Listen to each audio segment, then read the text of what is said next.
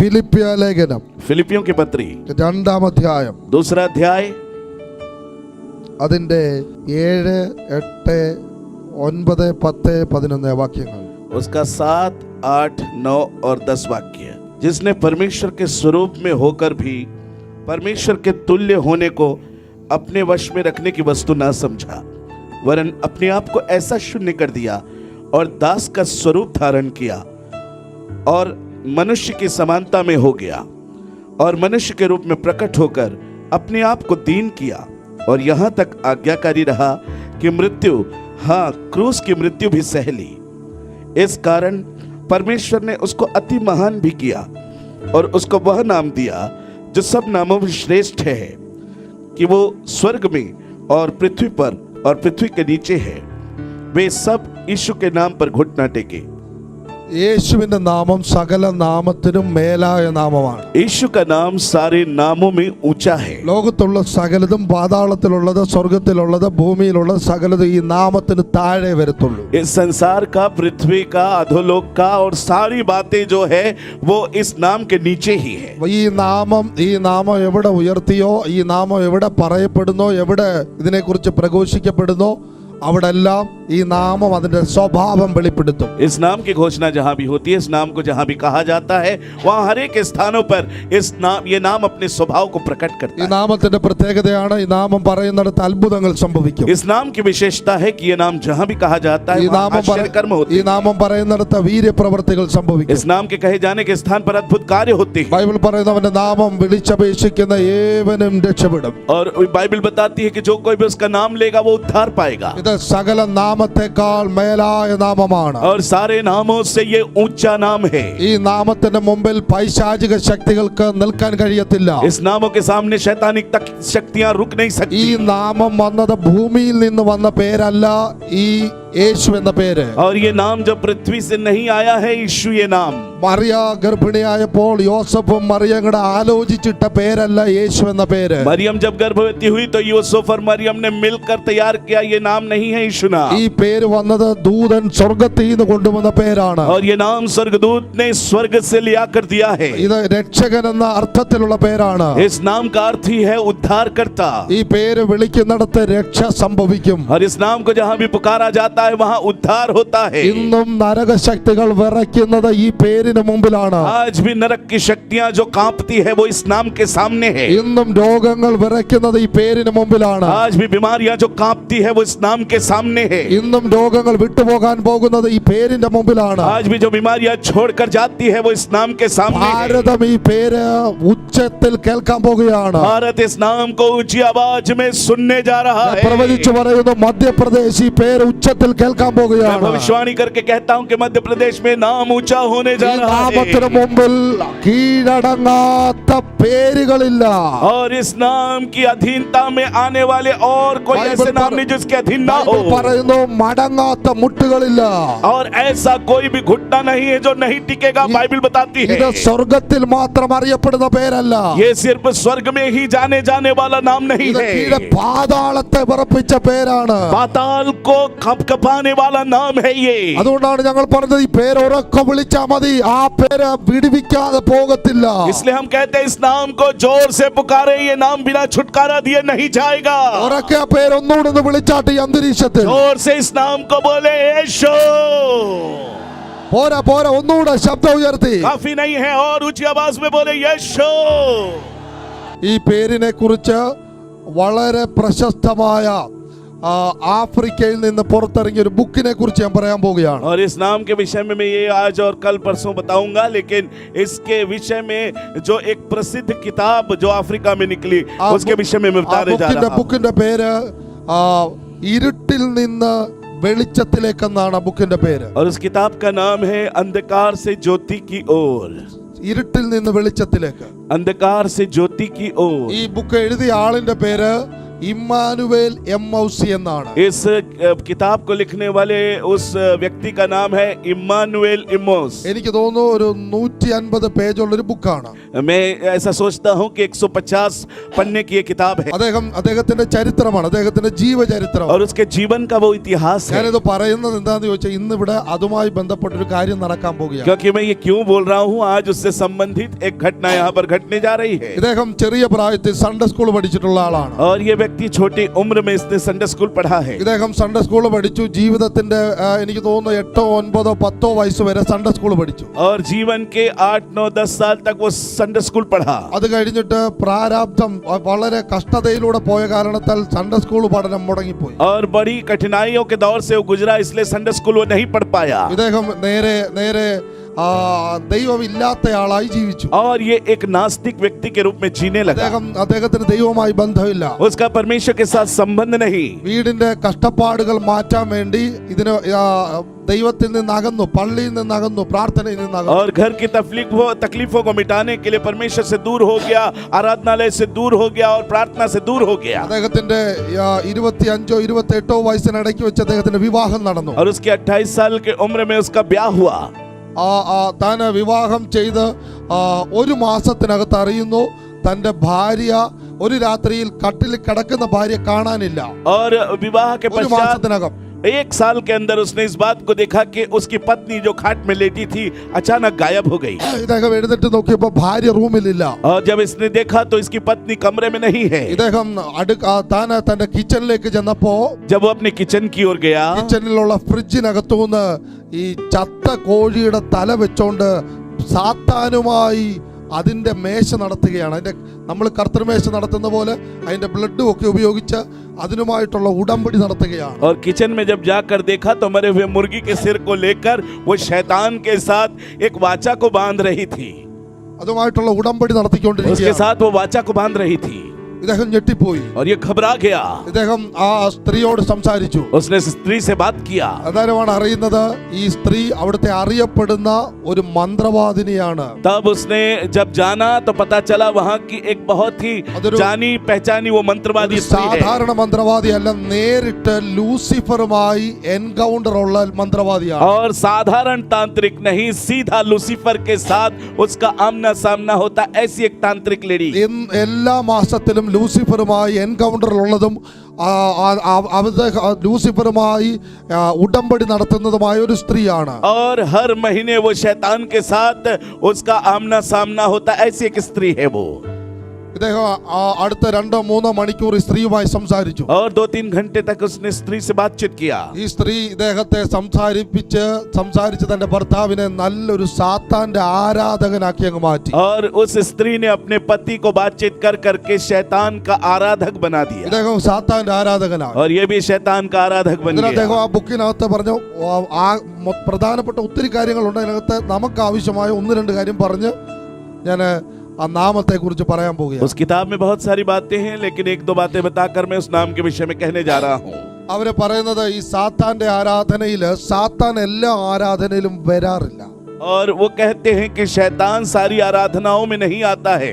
ലോകത്തിൽ ലൂസിഫറിനെ നേരിട്ട് ആരാധിക്കുന്ന ആരാധനാലയങ്ങളുണ്ട്. और लूसीफर की सीधा आराधना करने वाले आराधनालय है। സാത്താന്റെ ആരാധനയുടെ പ്രത്യേകത പറയുകയാണ്. शैतान की आराधना की जो विशेषता है, എല്ലാ യോഗത്തിലും സാത്താൻ കാണാൻ വരത്തില്ല. और सारी सभाओं में शैतान नहीं आता है उनकी आराधना में। സാത്താൻ ആരാധന കാണാൻ വരുന്നത് 6 വർഷത്തിൽ ഒരിക്കലേ വരത്തുള്ളൂ. और शैतान जो आराधना देखने के लिए आता है वो 6 साल में एक बार है। അദ്ദേഹം ഈ സാത്താന്റെ ആരാധകനായതുകൊണ്ട് അതിന്റെ പ്രത്യേകത എഴുതുകയാണ്. और शैतान का आराधक है, इसलिए उसकी विशेषता वो लिख रहा है। കർത്താവിനെ എത്ര സ്തുതിച്ചാൽ പറ്റും. ബൈബിൾ പറയുന്നത് 2-3 പേർ എന്റെ നാമത്തിൽ എപ്പോ കൂടിയാലും ഞാൻ വന്നേക്കാം. और हमें कितना परमेश्वर की स्तुति करना है, क्योंकि यीशु मसीह कहता है 2 या 3 मेरे नाम से इकट्ठे हो, मैं उनके मध्य में आ जाऊंगा। സാത്താൻ വരിക എന്ന് പറഞ്ഞാൽ നേരിട്ട് പ്രത്യക്ഷപ്പെടുക എന്നല്ല അർത്ഥം. അവരുടെ ശരീരങ്ങളിൽ അറിയാം സാത്താൻ ഇറങ്ങുന്നത്, അവരുടെ ശരീരങ്ങളിൽ പ്രസൻസ് മനസ്സിലാകും. और शैतान जो आता है वो अपने शरीरों में वो अनुभव करते हैं। അടുത്തത് ഈ സാത്താൻ ഇറങ്ങുന്ന ആരാധനയിൽ എല്ലാരെയും ഇരുത്തത്തില്ല.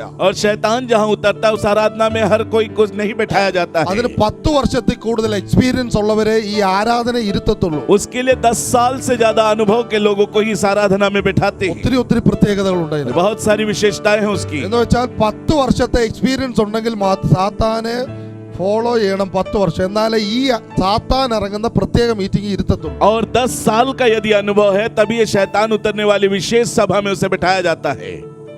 കരം ഉയർത്തി കർത്താവിനെ സ്തുതിച്ചാട്ടെ. हाथ उठाकर जोर से बोले हालेलुया.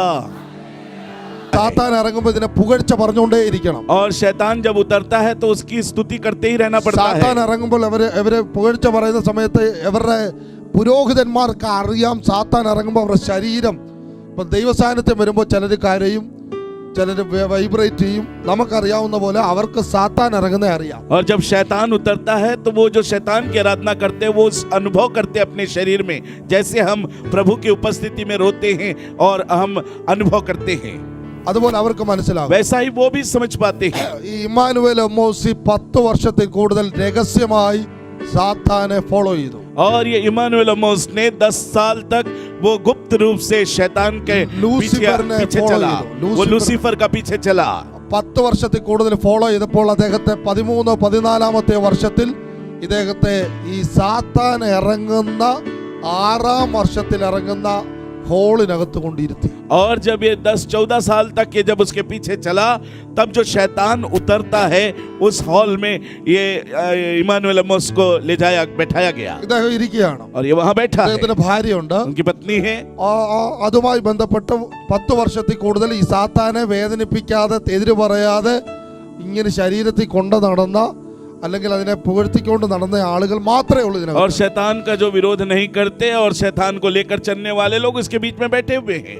അവരെല്ലാം കൂടിയിരിക്കുക. और वो वहां पर बैठे हुए हैं. അതിന് ആ രാത്രിയിൽ അവര് സാത്താനെ പുകഴ്ച പറഞ്ഞുകൊണ്ടിരിക്കുക. और वो रात्रि वो शैतान की प्रशंसा कर रहे थे. ഇങ്ങനെ പ്രശംസ പറഞ്ഞുകൊണ്ടിരിക്കുന്ന കൂട്ടത്തിൽ प्रशंसा बोलते समय അവരുടെ ശരീരങ്ങളിൽ മനസ്സിലായി സാത്താൻ ഇറങ്ങി വരുന്നത്. उनके शरीर में समझ आ गया कि शैतान आ रहा അവരുടെ है. പുരോഹിതന്മാരുടെ ശരീരത്തിൽ മനസ്സിലായി.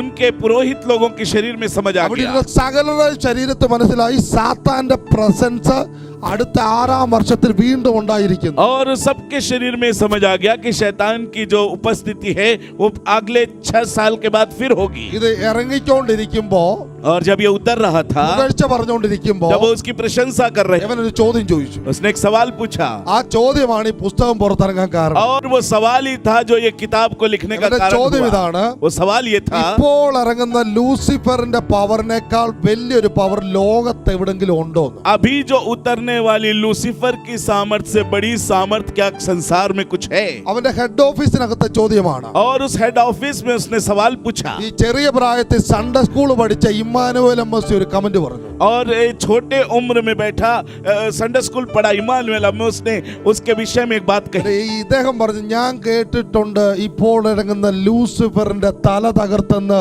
കുഞ്ഞുനാളി എന്നെ പഠിപ്പിച്ചൊരു പേരുണ്ട്, പേര് ജീസസ് എന്ന്. और इस इमानुएल अमोस ने कहा कि मैंने अपने बचपन में एक बात को सुना है, पढ़ा है कि शैतान के सिर को कुचलने वाला एक नाम है, वो है यीशु का नाम. അവര് പറയുന്നത്, और उन्होंने जो कहा, ഈ പേരങ്ങോട്ട് പറയുകയും और ये नाम बोलते ही, ഈ പേര് പറയുകയും ये नाम बोला, ആ സാത്താന്റെ പ്രസൻസ് ഇറങ്ങിക്കൊണ്ടിരുന്ന പ്രസൻസ് വിഡ്രോ ചെയ്തു. और वो शैतान जो उतर रहा था उसकी उपस्थिति वो तुरंत वापस चली गई. അവിടെ അത് ഉണ്ടായില്ല. പിന്നെ और वो वहां पर हुआ ही नहीं. ഞാൻ പറയുന്നത് സാത്താന്റെ ഹെഡ് ഓഫീസിനകത്ത് ഈ പേര് പറഞ്ഞാൽ പിന്നെ പുള്ളിക്ക് ഇറങ്ങാൻ പറ്റത്തില്ല. और मैं कह रहा हूँ शैतान के हेड ऑफिस में यदि ये नाम को पुकार दिया जाए फिर वो उतर नहीं सकता. പിന്നെ ഇവിടെ പറഞ്ഞാൽ ഈ ഏരിയ നിൽക്കാൻ പറ്റത്തില്ല. और यदि यहाँ बोले तो ये एरिया में वो खड़ा नहीं हो सकता. കാര്യം യേശു എന്ന പേരിന് മുമ്പിൽ കീഴടങ്ങാത്ത ശക്തികളില്ല. और यीशु के नाम के सामने अधीन हो ना हो ऐसी कोई भी शक्तियां नहीं है. ഈ ഇമ്മാനുവേൽ എമ്മോസി പിന്നെ ഇതിനെ കുറിച്ച് അന്വേഷിച്ചു. इमानुएल अमोस ने फिर इसके विषय में തന്റെ खोजबीन കൂടുള്ള की. പുരോഹിതന്മാർ അന്വേഷിച്ചു. उसके साथ के याजकों ने खोजा. 2000 വർഷങ്ങൾക്ക് മുമ്പ് ലൂസിഫറിന്റെ തല തകർത്ത വേറൊരു നാമമുണ്ട്. और 2000 साल पहले जो शैतान के सिर को कुचला वो एक ആ नाम പേര് है. പറഞ്ഞാൽ സാത്താന് പോലും അവന്റെ കൂടാരത്തിൽ പോലും അവൻ ഇറങ്ങാൻ പറ്റില്ല. और यदि वो नाम लिया जाए तो शैतान वहां उतर भी नहीं सकता है. അതിനകത്തൊരു വലിയ ഗ്രൂപ്പ് യേശുവിലേക്ക് തിരിഞ്ഞു. और उसमें से एक बड़ा झुंड यीशु की ओर फिर आया. അവര് തിരിഞ്ഞിട്ട് അവര് ഇറക്കിയ ബുക്കാണ് ഇരുട്ടിൽ നിന്ന് വെളിച്ചത്തിലേക്ക് എന്ന് പറഞ്ഞ ഈ और वो जो समूह बाहर निकला है ഇമ്മാനുവേൽ എമ്മോസി പിന്നീട് പാസ്റ്ററായി അദ്ദേഹം നിരവധി ബുക്കുകൾ എഴുതി. അദ്ദേഹത്തിന്റെ പ്രധാനപ്പെട്ട ബുക്കുകളിൽ ഒന്നാണ് ഈ ഇരുട്ടിൽ നിന്ന് വെളിച്ചത്തിലേക്ക് എന്ന് പറഞ്ഞ ഈ ബുക്ക്. और इमानुएल अमोस ने बहुत सारी किताबों को लिखा, उसमें से एक किताब है अंधकार से ज्योति की ओर. ഞാൻ പറഞ്ഞു വന്ന ഇത്രയേ ഉള്ളൂ. ഈ നാമം പറഞ്ഞാൽ പിശാചിന് പിന്നെ ഇറക്കം നടക്കില്ല. मैं इतना ही कहना चाहता हूं कि ये नाम बोलने के बाद फिर शैतान उतर नहीं ഈ सकता. നാമത്തിന് മുമ്പിൽ കീഴടങ്ങാത്ത പിശാചില്ല. और इस नाम के अधीन ना हो ऐसा कोई भी शैतान नहीं ഈ है. നാമം പറഞ്ഞാൽ സൗഖ്യമാകാത്ത രോഗമില്ല. ये नाम यदि कहा जाए तो चंगा ना हो ऐसी कोई बीमारी ഈ नहीं നാമം है. പറഞ്ഞാൽ വഴിയാത്ത ശാപങ്ങളില്ല. और इस नाम को यदि कहा जाए तो ना हटे ऐसा कोई ഈ श्राप നാമത്തിന് മുമ്പിൽ नहीं है. കീഴടങ്ങാത്ത ശാപങ്ങളില്ല. और इस नामों के अधीन हो ना हो ऐसे कोई भी श्राप രാത്രി नहीं ഇതിനകത്ത് है. നാമത്തിന്റെ ശക്തി ഇതിനകത്ത് വെളിപ്പെട്ട് വരുന്നു. इस नाम की सामर्थ्य आज की रात्रि यहाँ पर प्रकट हो അത്ഭുത रही है. സൗഖ്യങ്ങൾ ഈ നാമത്തിന് മുമ്പിൽ ഇവിടെ സംഭവിക്കാൻ और പോകുകയാണ്. इस नाम के सामने अद्भुत चंगाइयां हो रही है. ഈ നാമത്തിന് മുമ്പിൽ അത്ഭുത സൗഖ്യങ്ങൾ സംഭവിക്കും. और इस नाम के सामने अद्भुत ഈ चंगाइयां നാമം होगी. പിശാചിന്റെ തല തകർത്ത നാമമാണ്. ये नाम शैतान के सिर को कुचलने वाला नाम പിശാചിന്റെ है. തല പൊളിച്ചു കളഞ്ഞ നാമമാണിത്. शैतान के सिर को तोड़ दिया ऐसा नाम है. ഒരു നാമം ഫേമസ് ആകണമെങ്കിൽ, और यदि एक नाम फेमस होना है, ഒരു പേര് ഫേമസ് ആകണമെങ്കിൽ और एक नाम यदि फेमस होना है, മൂന്ന് കാര്യങ്ങൾ ഉണ്ടാകണം. तीन बातें होनी മൂന്നിൽ है. ഏതെങ്കിലും ഒരു കാര്യം तीन ഉണ്ടായിരിക്കണം. में से कोई एक बात होनी ഒരു है. പേര് ഫേമസ് ആകാൻ മൂന്നിൽ ഏതെങ്കിലും ഒരു കാര്യം एक ഉണ്ടാകണം. नाम फेमस होने के लिए तीन में से कोई एक बात होनी है. ഞാൻ പറയുന്ന ഫേമസ് ലോകം മുഴുവൻ ചർച്ച ചെയ്യും. നൂറ്റാണ്ടുകൾ മാറിയാലും ഇതിങ്ങനെ ചർച്ച ചെയ്തുകൊണ്ടിരിക്കണമെങ്കിൽ, അല്ലെങ്കിൽ ആ പേരിങ്ങനെ അലയടിച്ചുകൊണ്ടിരിക്കണമെങ്കിൽ മൂന്നിലേതെങ്കിലും, ഞാൻ പറയുന്ന മൂന്നിലേതെങ്കിലും ഒരു കാര്യം ഉണ്ടെങ്കിലേ അത് ഹിറ്റായി നിൽക്കത്തുള്ളൂ. यदि संसार यदि किसी नाम को यदि दोहराने लगे, यदि कोई ऐसी बात है तो तीन बातों में से कोई एक बात जरूरी है.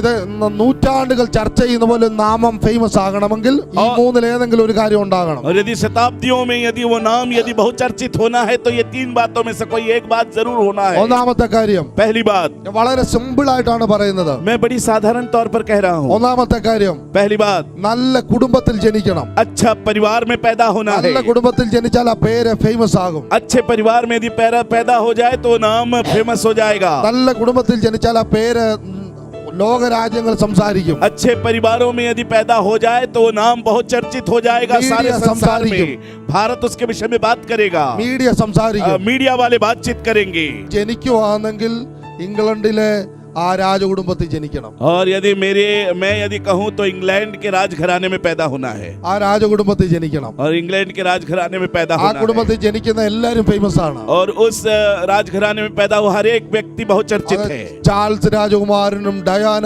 അവരെല്ലാം ഫേമസ് ആണ്. കാര്യം ആ കുടുംബത്തിന്റെ പേരിലാണ്. चार्ल्स राजकुमार, डायना, वो सब उस परिवार के नाम से बहुत चर्चित है. ലോകം മുഴുവൻ അവരെ ശ്രദ്ധിക്കും.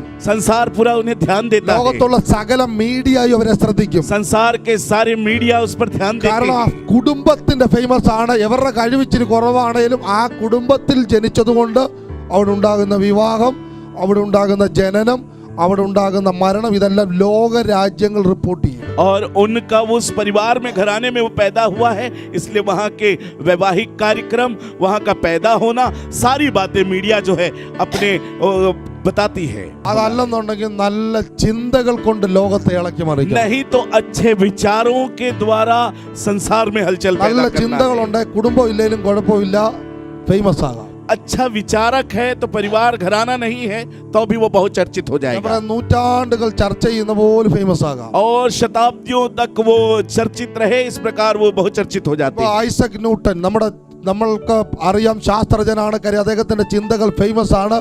കാരണം ചിന്തകൾ കൊണ്ട് ഫേമസ് ആയ ആളാണ്. आइजक न्यूटन के विषय में हम जानते हैं कि वो विचारक है और उसके विचारों के द्वारा ही वो बहुत चर्चित ആ हुआ പേര് है. ഫേമസ് ആണ്. वो नाम बहुत चर्चित है. ആ ചിന്തകൾ വളരെ ഫേമസ് ആയതുകൊണ്ട് ലോകം മുഴുവൻ അവരെ ശ്രദ്ധിച്ചു. उनके घराने से वो बहुत चर्चित नहीं है, लेकिन उनके विचार बहुत चर्चित थे, इसलिए उस नाम से वो बहुत चर्चित हुए. ഒന്നെങ്കിൽ നല്ല കുടുംബത്തിൽ ജനിക്കണം, या तो एक अच्छे घराने में पैदा होना है, അതല്ലെങ്കിൽ നല്ല ചിന്തകളായിരിക്കും नहीं तो ഉണ്ടായിരിക്കണം. अच्छे विचार होने हैं. നല്ല കുടുംബം ഇല്ലെങ്കിലും കുഴപ്പമില്ല, നല്ല ചിന്തയുണ്ട്. നൂറ്റാണ്ടുകൾ ഈ പേര് ചർച്ച ചെയ്യും. और अच्छा घराना नहीं है, अच्छे विचार हैं तो ये शताब्दियों तक के नाम बहुत ഇത് चर्चित രണ്ടും रहेगा. ഇല്ലെങ്കിൽ അടുത്തൊരു വഴി എന്ന് പറഞ്ഞാൽ യുദ്ധം വഴി ഫേമസ് ആകണം. और नहीं तो एक तीसरा मार्ग है, युद्ध के मार्ग से ഞാൻ बहुचर्चित होना പറയുന്നത് है। യുദ്ധങ്ങൾ അസാധാരണ യുദ്ധ ജയങ്ങൾ ഉണ്ടാകണം. और असाधारण युद्ध में जयवंत होना है നൂറ്റാണ്ടുകൾ ചർച്ച ചെയ്യും. और शताब्दियों तक चर्चित रहोगी। ഹിറ്റ്ലർ എന്ന് കേൾക്കുമ്പോഴേ നമുക്കറിയാം യുദ്ധം കൊണ്ട് ഫേമസ് ആയ ആളാണ്. हिटलर नाम सुनते ही पता चलता है युद्ध से वो बहुचर्चित അദ്ദേഹം ഒരു हुआ। ഇന്ത്യക്കാരനല്ല. वो एक भारतीय പക്ഷേ नहीं है, മിക്കവാറുള്ള ഇന്ത്യക്കാർക്ക് അറിയാം. लेकिन सारे भारतीय लोग उसे കഴിഞ്ഞ जानते हैं നൂറ്റാണ്ട് ജീവിച്ചിരുന്ന ആളാണ്. और वो शताब्दियों पहले जीवित था। നൂറ്റാണ്ടുകൾ കഴിഞ്ഞിട്ടും ഈ പേര് ഫേമസ് ആണ്. और शताब्दियों के बाद भी वो नाम बहुत चर्चित അതിന്റെ है, കാരണം യുദ്ധം കൊണ്ട് ഫേമസ് ആയതാണ്. कारण कि वो युद्ध के द्वारा बहुत चर्चित നല്ല हुआ है। കുടുംബം ഇല്ലായിരുന്നു, अच्छा परिवार नहीं था, നല്ല ചിന്തയില്ലായിരുന്നു, अच्छे विचार नहीं थे, യുദ്ധം കൊണ്ട് ഫേമസ് ആയി. लेकिन युद्ध से वो फेमस ഈ बहुत चर्चित हुआ। ഭൂമിയിൽ ഒരു പേര് ഹിറ്റ് ഫേമസ് ആകണമെങ്കിൽ ഈ മൂന്നിൽ ഏതെങ്കിലും ഒരു കാര്യം ഉണ്ടാകും. इस पृथ्वी पर यदि कोई नाम बहुत चर्चित होना है तो इन तीन बातों में से कोई एक बात होनी है। ഒന്ന് നല്ല കുടുംബം, पहला एक अच्छा घराना, അതല്ലെന്നെങ്കിൽ നല്ല ചിന്തകൾ, नहीं तो एक अच्छे विचार, അതല്ലെന്നുണ്ടെങ്കിൽ നല്ല യുദ്ധങ്ങൾ വഴി नहीं तो ജയിക്കണം. एक अच्छे युद्ध वाला होना ഈ चाहिए। ഭൂമിയിൽ ജനിച്ച് ജീവിച്ച സകല പേരുകളും ഇതിനകത്ത് ഏതെങ്കിലും ഒന്നിനകത്തെ ഫേമസ് ആയുള്ളൂ. और इस पृथ्वी पर पैदा होने वाले कोई भी पैदा होकर जो जीवन जिए हैं, इन तीनों में से कोई एक बात में ही वो बहुत चर्चित നല്ല हुए हैं। കുടുംബമുള്ളവന് നല്ല ചിന്തയില്ലായിരുന്നു, और अच्छे घराने वाले को अच्छे विचार नहीं थे, നല്ല ചിന്തയുള്ളവന് യുദ്ധവും ഇല്ലായിരുന്നു, കുടുംബവും ഇല്ലായിരുന്നു. और अच्छे विचार वाले के पास युद्ध भी नहीं था, घराना भी नहीं था, നല്ല യുദ്ധം ജയിച്ചവന് കുടുംബവും ഇല്ല, ചിന്തയും ഇല്ല. और अच्छा युद्ध जीतने वाला घराना भी नहीं है, विचार भी नहीं है। നാമം ഫേമസ് ആകണമെങ്കിൽ ഇതിനകത്ത് മൂന്നിൽ ഏതെങ്കിലും ഒന്നിൽ വന്നാല് ഫേമസ് ആകത്തു. नाम यदि बहुत चर्चित होना है तो इनमें से तीनों में से किसी एक बात पे आने से भी वो बहुत चर्चित हो सकता है। നമ്മുടെ യേശുവിന്റെ പ്രത്യേകത പറയാം. लेकिन हमारे यीशु की विशेषता യേശു ഇത് बताऊंगा। മൂന്നിനകത്തും ആള് ഫേമസ് ആയിരുന്നു. और यीशु मसीह इन तीनों बातों में बहुत चर्चित था, യേശു ഒന്നിനകത്ത് മാത്രം, ഇത് മൂന്നിനകത്തും ഈ നാമം ഫേമസ് ആയിരുന്നു. और यीशु मसीह एक ही में नहीं, इन तीनों बातों में बहुत चर्चित था। യേശു അബദ്ധത്തിൽ വഴിവക്കി ജനിച്ച ആളല്ല. और यीशु मसीह कहीं मार्ग में पैदा हो गया ऐसा व्यक्ति नहीं था, വഴിവമ്പലത്തിൽ സ്ഥലമില്ലാത്തതുകൊണ്ട് കിട്ടിയിടത്ത് കൊണ്ട് കിടത്തിയ ആളല്ല. और मार्ग में जगह नहीं मिला तो कहीं भी जाके लिटा दिया ऐसा नहीं था। മത്തായി അവന്റെ വംശാവലി എഴുതുകയാണ്. और मत्ती उसकी वंशावली को മത്തായി लिखता അവന്റെ है, കുടുംബ പാരമ്പര്യം എഴുതുകയാണ്. मत्ती उसके घराने को लिख रहा മത്തായി है। കുടുംബ പാരമ്പര്യം എഴുതുമ്പോൾ പറയുകയാണ് ഈ കുടുംബ പാരമ്പര്യത്തിൽ രാജാക്കന്മാരുണ്ട്. और मत्ती जब लिखता है उसके घराने की परंपराओं में कहता है कि उसके घराने ആ में കുടുംബ राजा थे, പാരമ്പര്യത്തിൽ പ്രവാചകന്മാരുണ്ട്. और उसके घराने में भविष्यवक्ता थे। അന്നത്തെ ഇസ്രായേൽ നാട്ടിലെ ഏറ്റവും ഫേമസ് കുടുംബം ദാവീദിന്റെ കുടുംബമാണ്. और इन दिनों इस्राएल के घराने में सबसे बहुचर्चित घराना वो दाऊद का घराना था। മത്തായി അവിടുത്തെ യഹൂദന്മാരോട് പറയുകയാണ് അവന്റെ വംശാവലി തപ്പിച്ചെന്നാൽ അബ്രഹാമിൽ നിന്ന് ആരംഭിക്കുന്ന വംശാവലി ദാവീദ് വഴി വന്ന വംശാവലിയാണെന്ന്. और मत्ती कहता है कि अब्राहम से शुरू होने वाली और दाऊद में आने वाली ये वंशावली है। മത്തായി ഒന്നാം അധ്യായം തുറക്കുമ്പോൾ കാണുന്നത് അവന്റെ കുടുംബ പാരമ്പര്യത്തിന്റെ ശ്രേഷ്ഠതയാണ്. और मत्ती पहले अध्याय को जब खोलते हैं तो वहां उसके घराने की विशेषता बताती എന്ന് है, വെച്ചാൽ അവന്റെ കുടുംബം ഫേമസ് ആയിരുന്നു. कारण कि उसका घराना बहुत चर्चित था। യേശുവിന്റെ നാമം ഫേമസ് ആയതിന്റെ ഒരു കാരണം അവന്റെ കുടുംബം വഴി ആ പേര് ഫേമസ് ആയിരുന്നു. यीशु का नाम बहुत चर्चित होने का कारण उसके घराने के द्वारा वो बहुत चर्चित हुआ। രണ്ടാമത്തെ പ്രത്യേകത അവന്റെ ചിന്തകൾ ലോകത്തെ ഇളക്കി മറിച്ചു. दूसरी बात उसके विचारों ने संसार को उथल पुथल कर പ്രത്യേകിച്ച് दिया। ഗിരിപ്രഭാഷണം ലോകം മുഴുവൻ ഇന്നും ചർച്ച ചെയ്യുന്നതാണ്. विशेषकर पहाड़ी उपदेश आज भी पूरा संसार उसे कहता है।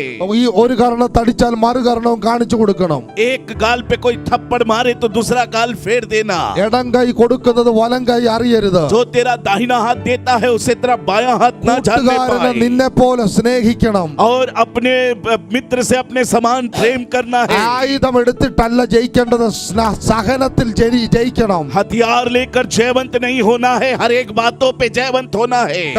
കാരൽ മാർക്സും മഹാത്മാഗാന്ധിയും ഒക്കെ ഈ ചിന്തകളെയാണ് എടുത്തിട്ട് അവരെ ലോകത്തെ സ്പർശിക്കാൻ कार्ल ശ്രമിച്ചത്. मार्क्स और महात्मा गांधी जी ने सब इन विचारों को लेकर संसार को जीतना എന്ന് चाहा, വെച്ചാൽ അവന്റെ ചിന്തകൾ കൊണ്ട് അവൻ ഫേമസ് ആയിരുന്നു. कारण कि वो अपने विचारों से बहुत चर्चित हुआ। 12ാം വയസ്സിൽ തന്റെ പൗരോഹിത്യത്തിനെതിരെ പരീശന്മാർക്കെതിരെ ചെന്ന് തർക്കിച്ച് ജയിച്ചതാണ്. और 12 साल की उम्र में फरीसियों के उनसे जाकर वो वाद विवाद करके जयवंत हुआ യേശു है। എന്ന നാമം ഫേമസ് ആയതൊന്നും അവന്റെ കുടുംബം കൊണ്ട് നാമം ഫേമസ് ആയിരുന്നു, രണ്ടവന്റെ ചിന്തകൾ കൊണ്ട് ഫേമസ് ആയിരുന്നു. यीशु नाम जो फेमस हुआ, बहुचर्चित, वो उसके घराने से भी था, उसके विचारों से भी था. മൂന്നാമത്തേത് യുദ്ധം വഴി ഫേമസ് ആയിരുന്നു ഈ പേര്. तीसरी बात, वो युद्ध से वो बहुचर्चित था वो नाम. യേശുവിന്റെ യുദ്ധം ഏതെങ്കിലും രാജ്യങ്ങളോടോ വ്യക്തികളോടോ അല്ലായിരുന്നു. यीशु का युद्ध किसी राज्य से या किसी व्यक्ति से नहीं था. മാനവകുലത്തിന്റെ മുഴുവൻ പൊതു ശത്രുവായ ലൂസിഫറിനോടായിരുന്നു യുദ്ധം. और सारी मानव जाति का शत्रु लूसीफर के साथ था इसका युद्ध.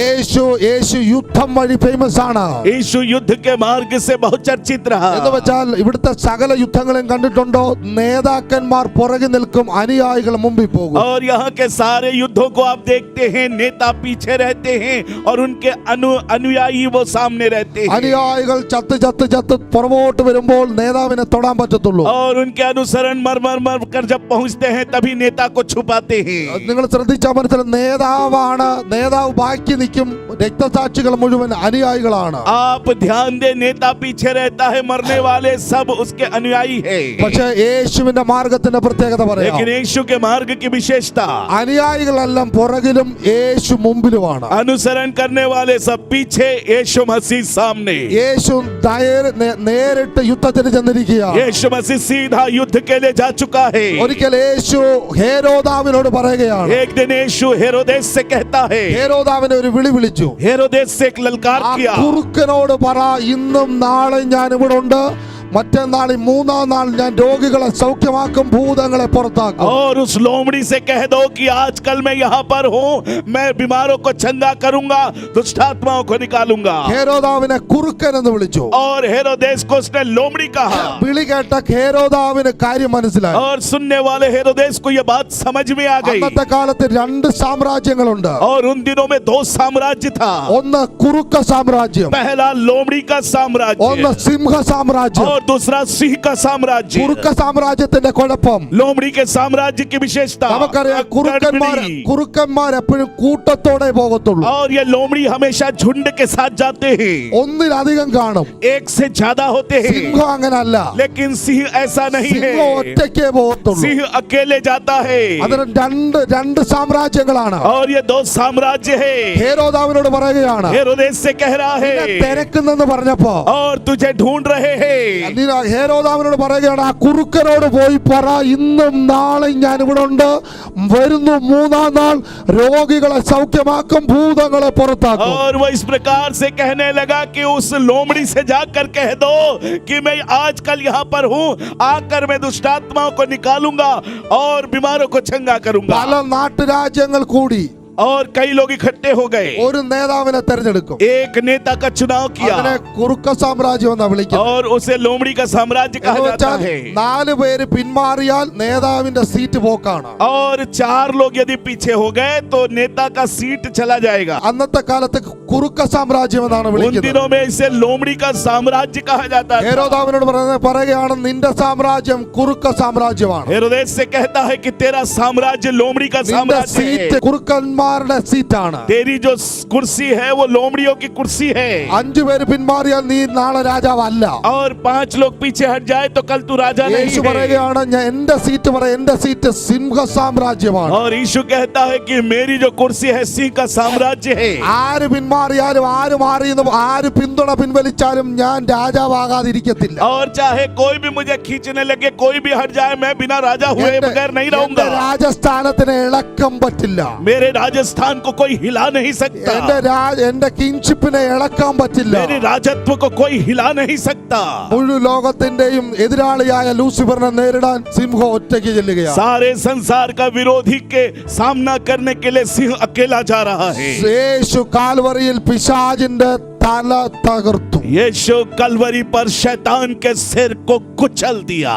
നമ്മള് യേശു ക്രൂശിൽ മരിക്കുന്നതും കിടക്കുന്നതും കണ്ടാൽ, ഒറ്റ നോട്ടത്തിൽ കണ്ടാൽ നമ്മൾ വിചാരിക്കും തോറ്റിട്ട് കിടക്കുകയാണ്. यीशु मसीह यदि क्रूस पर लटका हुआ और मृत्यु पे पड़ा हुआ यदि देखेंगे तो एक नजर में ऐसा लगता है कि वो हार गया है. നിങ്ങൾ ആ മത്തായി സുവിശേഷത്തിലെ ചില ഭാഗങ്ങൾ വായിച്ചാൽ നമുക്ക് ഒറ്റ നോട്ടത്തിൽ തോറ്റിട്ട് കിടക്കുന്ന പോലെ തോന്നും. आप मत्ती रचित सुसमाचार के कुछ भागों को देखोगे तो ऐसा लगेगा कि वो हार कर लटका हुआ പക്ഷെ है. വെളിപ്പാടുള്ള പൗലോസിന്റെ ലേഖനത്തിൽ നിന്ന് നോക്കിയാൽ മനസ്സിലാകും തോറ്റിട്ട് കിടക്കുകയല്ല, തോപ്പിച്ചിട്ട് കിടക്കുകയാണ്. लेकिन पौलुस प्रेरित जो प्रकाशन पाया है उसकी पत्रियों में यदि देखते हैं तो वो हार कर नहीं जीत कर लेटा हुआ है.